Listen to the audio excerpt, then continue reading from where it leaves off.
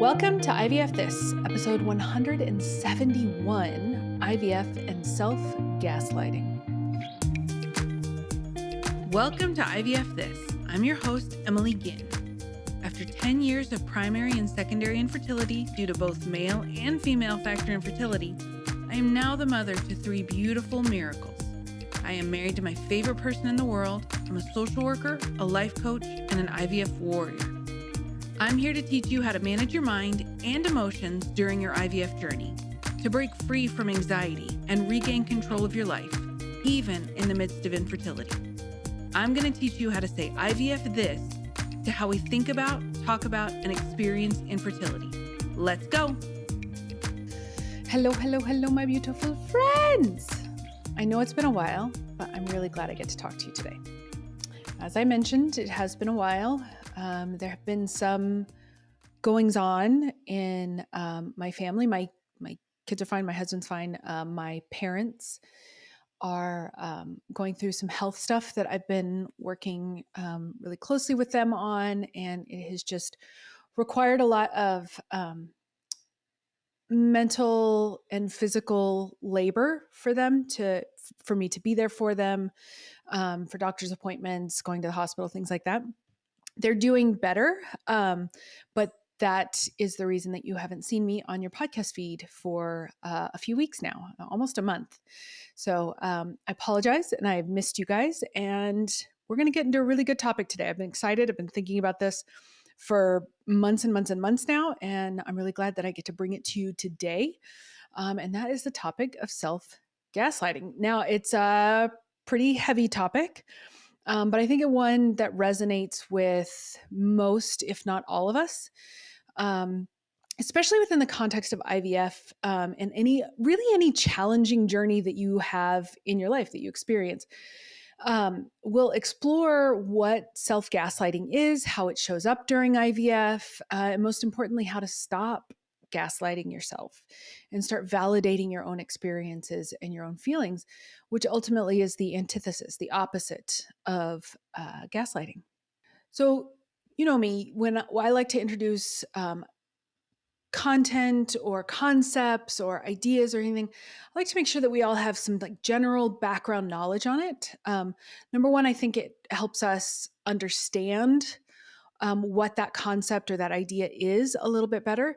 And 2, it just kind of sets a level expectation for all of us that we all kind of understand the same information. So that's what I want to start with. And I think that this is really important for something like gaslighting in general, because it really has kind of been absorbed into the cultural zeitgeist over the last 10-ish years.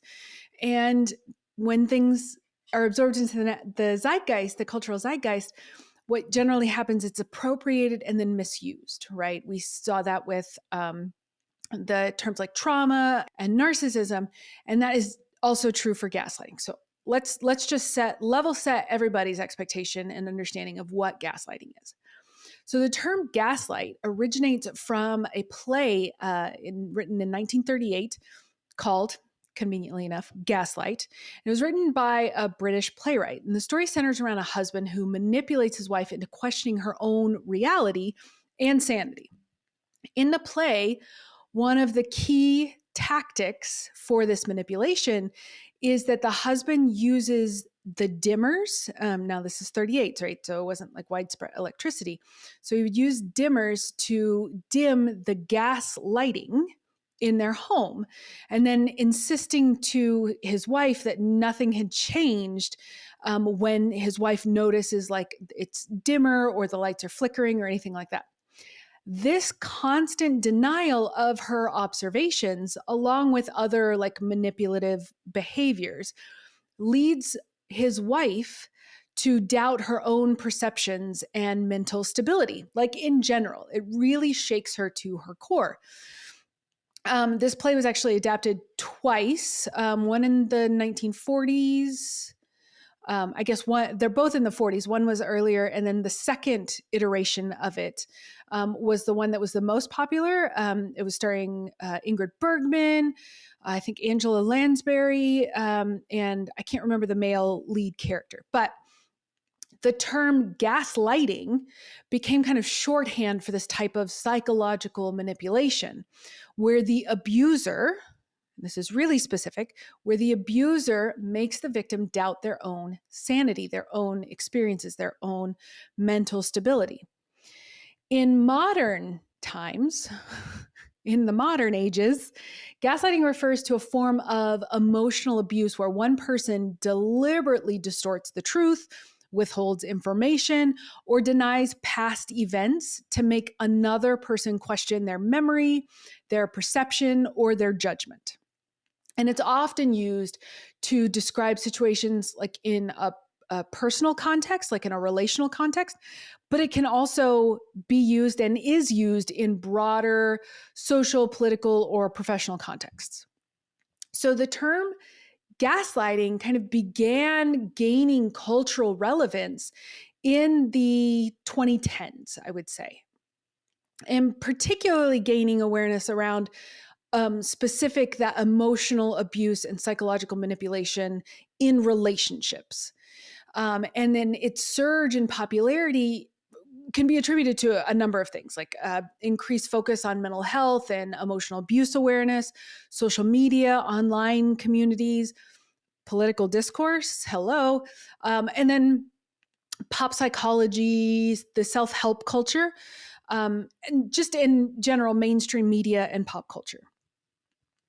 Now, why it's been culturally relevant is the same reason that I like to share the kind of concepts and ideas, whether it's based in cognitive behavioral therapy or neuroscience or something like that, because it gave us a language, a word to describe what was inherently happening anyway, right? And when we have language, when we can express or articulate what is happening for us, we can make sense of it. And that is a form of healing when we're given language. So that's why it really like skyrocketed in popularity and utilization, because now we have a better understanding of how psychological abuse like operates and the long-lasting impact that it can have on your self-trust, your mental health in general. So all that to say that gaslighting is very real, right? It is very real, and so is self-gaslighting. And that's what we're going to talk about. So now we're all on the same page of what gaslighting is, that it's a form of emotional manipulation where someone makes you doubt your own reality. Self-gaslighting, however, is when you are the one doubting or invalidating your own feelings, experiences, perceptions. In those moments when you tell yourself, I'm just being dramatic, or maybe I'm overreacting, or what is wrong with me? I don't understand. I'm fine, right? It's when you're saying these things when you're actually having a legitimate and valid emotional response to a stressful or painful experience. So I'm going to give you 4 examples of what self-gaslighting can look like based on my own personal experience, but also the experiences of all my clients that I talk to. And it's far more common than I think any of us realized. Okay. So what self-gaslighting can look like: minimizing your own emotions. That is probably one of the low-hanging fruit of what self-gaslighting can look like. It's not that bad. I shouldn't be upset. I don't know what's wrong with me. Like, IVF is hard. It's hard. It's constant anticipation, medical procedures, the emotional roller coaster. It's incredibly intense. So telling yourself that you shouldn't feel a certain way, that doesn't make your emotions go away, right? It just pushes them deeper. And then that leads to additional distress. Another one is comparing yourself to others. And I've talked a lot about comparison in previous podcasts, but that is a form of self-gaslighting, right? So like, oh, other people have it worse. I have no right to complain. Maybe you are in early pregnancy and you're like, you're not having a great time. And you're telling yourself like, I wanted this for so long. That was me. That was a big part, especially my first pregnancy, was like, I wanted this for so long and now I have it and I'm still miserable. Well, that's a form of self-gaslighting, right? So your pain is valid, your discomfort is valid, your anxiety is valid. Whether or not others have it worse is kind of irrelevant because your experiences are specific and unique to you. So dismissing your struggles because someone else is struggling more is a form of self-gaslighting. So it's okay to acknowledge the challenges you're facing without trying to like cut yourself off at the knees saying, well, other people have it worse, so suck it up, buttercup. That's not necessary. It's okay to say like, I am really struggling in this. And I'm rushing to the part where we, how to stop self-gaslighting. But I feel really strongly about that one because I think that comparison piece is probably one of the more insidious or sneaky ways that self-gaslighting shows up for my clients. Another one is blaming yourself for failed cycles or failed transfers. Maybe I didn't do enough. It's all my fault. I did something wrong. And there is more of IVF that you don't have control over than you do. So blaming yourself for things like how your body responds to treatments or the outcome of a cycle is grossly and wholly unfair. Like there's no way for you to feel good or even just feel neutral, not feel like a piece of crap if you blame yourself, right? For something that was not ever your fault. And so when we do that, we are actually creating more pain and more suffering for ourselves because we have this idea that maybe there was more that I could have controlled without moving into a place of acceptance of I did control what I could have controlled. I controlled my controllables and it still didn't shake out the way I wanted. And that sucks and it's horrible, but it's not my fault, right? Do you see the difference in the language of that? It's like, yes, I can accept that this sucks and it doesn't have to be my fault. Okay. Again, I'm getting ahead of myself. I want you guys to hear when I go through the examples, like I want you to know, I think about how I can explain it to you guys to make it not hurt so much. There will be a section where I talk about how to kind of unlearn self-gaslighting. But I still like these are still valuable things that you can tell yourself as well. And kind of the last one, and this is something that I specifically experienced not just in IVF, but from like a personal level. But I know many people, I know many women, I should say, that experience this outside of IVF as well, but it obviously happens inside of IVF, and that is the invalidation of your need for rest. I'm going to say that again. The invalidation of your need for rest is a form of self-gaslighting. I should be doing more. Resting is lazy. I'm lazy. I'm not doing enough. I need to be, cleaning my house from top to bottom, getting toxins out and doing all of these things. I need to be going to acupuncture and energy healing and just turning myself inside out. If I take a break from IVF, then I'm taking a break and I'm lazy and I'm not actively doing something to get pregnant. Those are forms of self-gaslighting. Yep, I know. I've actually had this argument with myself over the past few weeks. I told you at the top of the episode, there's been a lot of personal stuff that has been very heavy. And I have been kind of in a functional freeze sort of state over the last probably 4 to 6 weeks. And that's like a lot of that is based in my kind of baseline restlessness. And I experienced that inside the context of IVF and outside the context of IVF. I think for most women, especially in this like perfectionistic tendency, most of us use this invalidation for our need for rest against ourselves in this form of self-gaslighting. Okay. So for IVF, I'll say that it takes a tremendous physical and mental, emotional toll on you, like your body, your mind. It is an incredibly taxing experience. Resting is not lazy. Emily, resting is not lazy. I had to tell it to myself as well. Resting is not lazy. It's necessary. When my trainer will tell me, like, you have to have rest days so that your muscles can rebuild. Like, it is essential. And I'm not just talking about rest in terms of sleep. Sleep is a form of rest. But I remember doing a podcast episode a few years ago. If I find it, I'll link it in the caption. But where I talked about, there's like 7 or 9 types of rest. Like there's emotional rest, there's psychological rest, there's spiritual rest. You could do a quick Google search or a Pinterest search on the types of rest, and a bunch of stuff will come up, because sleep is a form of rest. It's not the form of rest, right? It's not the only exclusive form of rest.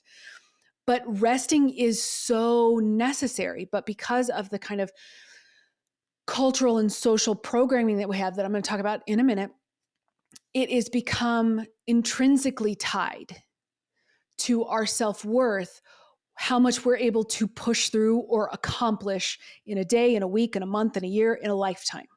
Okay.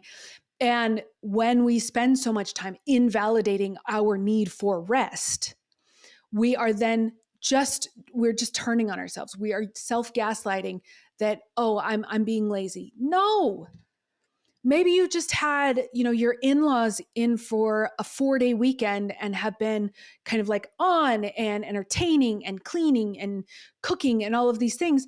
And so it's okay.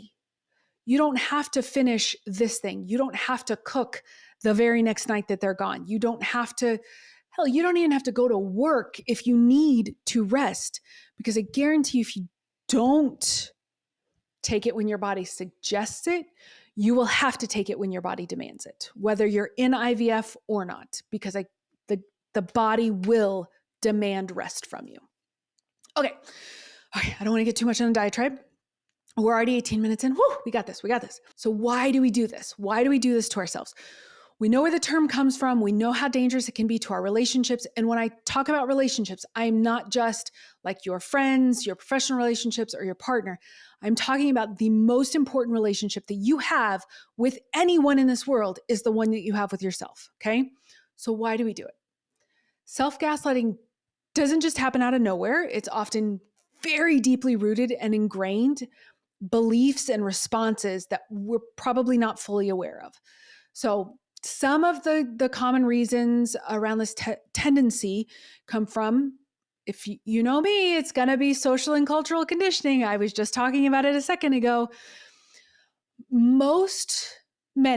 won't say most, but many cultures emphasize this idea of stoicism, this idea of toughing it out.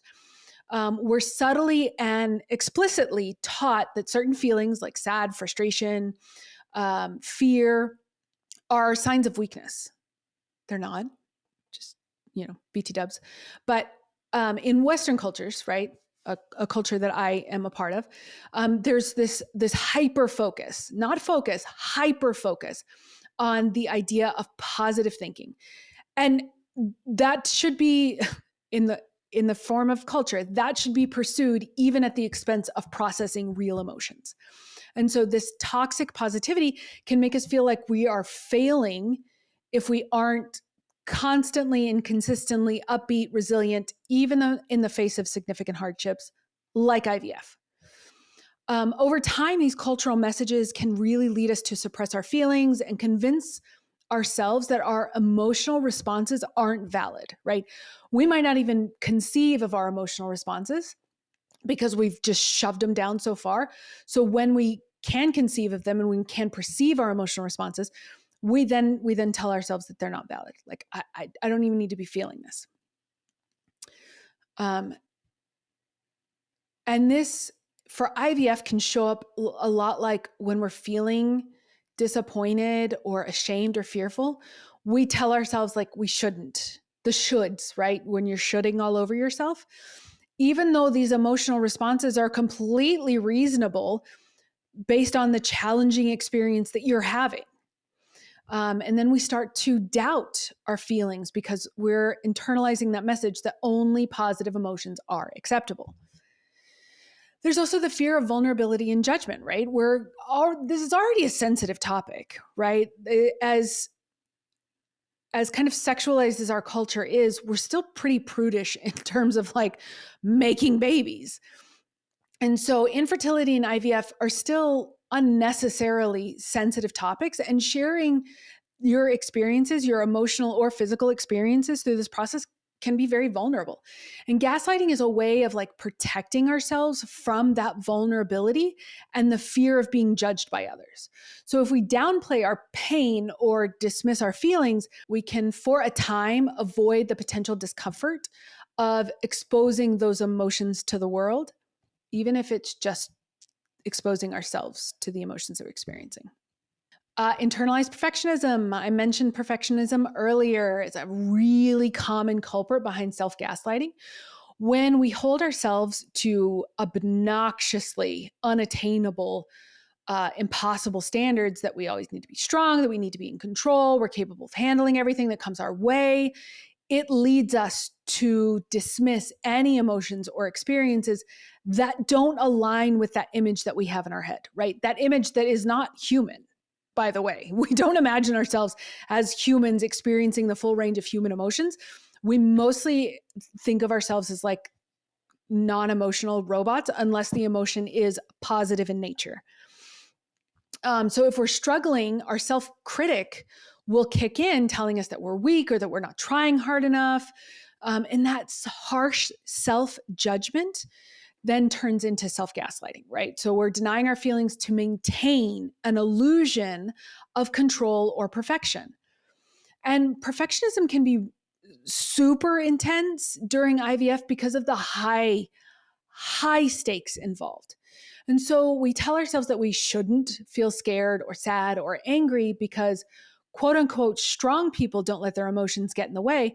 But these standards are ridiculous. They're so unrealistic, and they only serve to add pressure to an already overwhelming journey. The fourth one is the self-blame and the need for control. IVF as a process is full of uncertainty, and so much of it is out of our control. So the need for control is deeply ingrained for many of us. Self-blame, one of the other ways that self-gaslighting shows up, is often an attempt to regain some sense of control. We tell ourselves, if I had only done the XYZ differently, maybe this would have worked out. While the self-blame can like feel like a way to make sense of an unpredictable experience, it's actually just self-gaslighting where we assume more responsibility than we deserve. So believing we have full control over an outcome can be comforting, like in a strange way, but it suggests that we have power to influence things by doing them perfectly, which we don't. And I think intellectually we know that, but this is an intellectual discussion, right? Which when that occurs, ultimately it leads us into this continuation, this cycle of self-blame when things don't go to plan, and then the self-gaslighting cycle continues.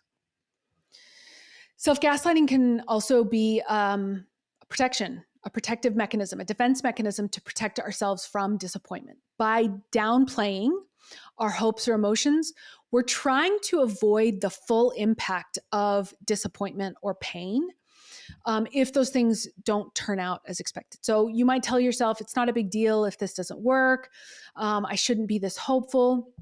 But in reality, minimizing your hopes and emotions doesn't protect you from disappointment. It just suppresses your genuine feelings, your genuine experiences. So this form of self-gaslighting can lead to emotional detachment.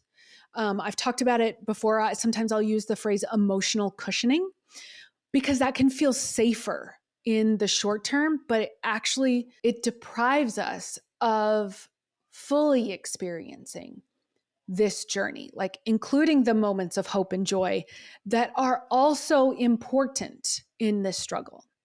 So trying to numb yourself to protect yourself against possible pain often only diminishes your own sense of self. Number 6 would be habitual negative self-talk. Most people, almost all people, 99.99999% of people carry a pattern of negative self-talk that becomes almost automatic over time. So if you've spent years being critical of yourself or questioning your worth, self-gaslighting may almost feel like second nature. That's like, oh, the negative self-talk was my bachelor's work. Self-gaslighting is my master's work, right? It manifests into this internal dialogue that's always looking for faults, second guessing your feelings, or trying to downplay your pain. In IVF, the tendency can be intensified as the pressure of the emotional ups and downs provide like ample fodder for that inner critic. Sometimes you've heard me talk about the asshole in your head. That's all we're talking about, right? Is this inner dialogue that we have where we are just constantly talking negative about ourselves, negative about ourselves. And the last one is the influence of cognitive distortions. I have talked for a while about doing an entire episode on the multitude of cognitive distortions that we have from like the cognitive behavioral standpoint. And I still plan to, but when we're talking about cognitive distortions, which is just the distortions of thought, right? That's what a cognitive distortion is. Your distortions of thought. They play a really significant role in self-gaslighting. Some common cognitive distortions that result in self-gaslighting: minimization. We've talked about that several times in this episode. All or nothing thinking, like believing that you're not completely strong or resilient, or you're weak or a failure, and ignoring that reality that human emotions exist on a spectrum. And then should statements, the shoulding on yourselves. And those are three of many cognitive distortions. Again, stay tuned in the coming weeks. I'm going to have a podcast episode about that. But during IVF, these cognitive distortions become amplified. Like someone's got a bullhorn in your head and they are just raw. When the dial is turned all the way up and that's all you hear, that will lead you to dismiss your emotions instead of allowing them to process, because your brain is going to try to do whatever it can to quiet the noise. And so it thinks that the best thing that it can do would be to suppress those emotions. But it's not. It's actually working the reverse way. It's creating more discomfort and more pain. But your brain's not really smart enough to understand that. So recognizing those distortions is a really important way towards reducing self-gaslighting. And ultimately, self-gaslighting is a really complex and very often unconscious response to social pressures, perfectionism, a desire for control, and deeply ingrained patterns of negative self-talk. So how do we stop? I'm going to give you 4 actionable steps, right? If you've listened to me for any length of time, these are not going to come as a surprise. All of the stuff that we talk about feeds into each other, right? So these 4 things, it's not like programmatic or anything. I just want you to start introducing these things into your daily life, okay? First one, we got to acknowledge what we're feeling. That's in no simpler terms, right? And it can be to yourself. You can say it to yourself. You can say it to your partner. You can say it to your family. You can say it to your boss. All you have to do, I'm feeling. I feel sad. I feel angry. I feel disappointed. I feel frustrated. I feel overwhelmed. I feel understimulated, overstimulated. Whatever the emotional experience you're having, just name it. I swear, if we got into like a cultural social practice of just naming the emotion, we're going to uncover a lot more about ourselves, because all of these emotions that are just bubbling under the surface are only there because we keep trying to push them down. So if we can name it and claim it, that's going to be one of the first steps to just start releasing and processing through these, okay? You can't fix what you're not willing to look at. Number 2, compassion. Compassion, compassion, compassion. If you're an OG listener, you've heard me say that many, many, many, many, many times. One of the biggest antidotes and most potent antidotes to self-gaslighting is self-compassion. Full stop. Treat yourself with the same kindness that you would offer a friend or even a perfect stranger in your situation. Say to yourself, I'm doing the best I can. It's okay that it feels this way. It's not always going to feel this way, but it's okay that it feels this way now. It makes sense why I'm feeling this way. It makes sense. It makes sense why I'm frustrated. It makes sense why I'm disappointed. I guarantee you, if you're willing to look at the emotion, they always make sense, right? So they're not sometimes the most productive or helpful emotions for what we're doing, but they always make sense. It always makes sense why they're there. It always makes sense why they're present. And that's all you're doing. You're just acknowledging that they're here, that it's okay, that there's nothing broken about you. There's nothing wrong with you. They're just here. Number 3, you got to challenge that negative self-talk. I shouldn't feel this way. How should you feel? You just got a negative beta. How should you feel? You tell me. Should you be happy about that? Do you want to be happy about a negative beta? No. You wouldn't want to be happy about a negative beta. That's not the result we go into this for, right? So telling yourself I shouldn't feel this way or it wasn't that big of a deal, it was that big of a deal. Wanting to bring life into this world, wanting to make a family is a big deal. And not having that chance, no matter how many times that door is closed on you, is a big deal. And it's okay that it's a big deal. So when you challenge that negative self-talk, one of the quickest questions that you can ask to kind of weed that out is, would I say that to someone that I care about? Would I say it's not that big of a deal? Would I say you shouldn't feel this way or there's no need for you to feel this way? Probably not. Probably not. So if the answer is no, then that's your cue to start talking to yourself with a little bit more empathy, a little bit more compassion. And then the last but not least is setting boundaries with yourself and others. Part of stopping self-gaslighting is recognizing when you need to protect your energy. And if being around certain people or certain situations makes you feel worse, it's okay to set that boundary. Boundaries are for us. They're not for other people. They're always for you. Okay, for how you want to show up in the relationship, for how you want to show up in the world. It's always about how you're going to take care of yourself, right? I had a client who we were texting and she was saying that she was really nervous to share her news. I won't tell you what the news is, but she was nervous to share the news with her family. She had experienced tremendous loss. And so one of the thoughts that I offered her was, you can tell people we're excited, but we're also really guarded. And this is a really scary time for us. So just be gentle with your questions, right? This is a really tender time. That's one of my favorite phrases to offer people is like, this is a really tender time. This is a really tender subject. So please handle with care. And the people who want to show up for you and love you and support you, they may not show up exactly how you want them to show up every single time. That's not realistic. But the people who care for you and care about you will want to follow your guidance. It might not be perfect, but they will want to, right? And that's what's important. So it is okay to limit your exposure to things that trigger you or trigger your self-doubt. Other people are not responsible for your triggers.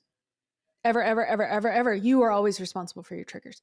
But you can limit your access or your exposure to those triggers. Okay? All right. I know that was a long one. We had a lot to catch up on, a lot to cover. I hope you find this helpful. Please let me know if there are any topics or any subjects that you would like me to cover. Also, you can also book, if you need specific help around self-gaslighting, you can book a Take Back Your Life call at either on my website, www.ivfthiscoaching.com, or on my Instagram or Facebook profiles. There's a link in the bio to do that. I hope you all have a beautiful week, and I will talk to you soon. Bye-bye. Thank you for listening to this week's episode of IVF This. If you like what you've heard, click subscribe and follow to make sure you don't miss an episode. And if you want to learn more, head over to www.ivfthiscoaching.com to learn how to work together.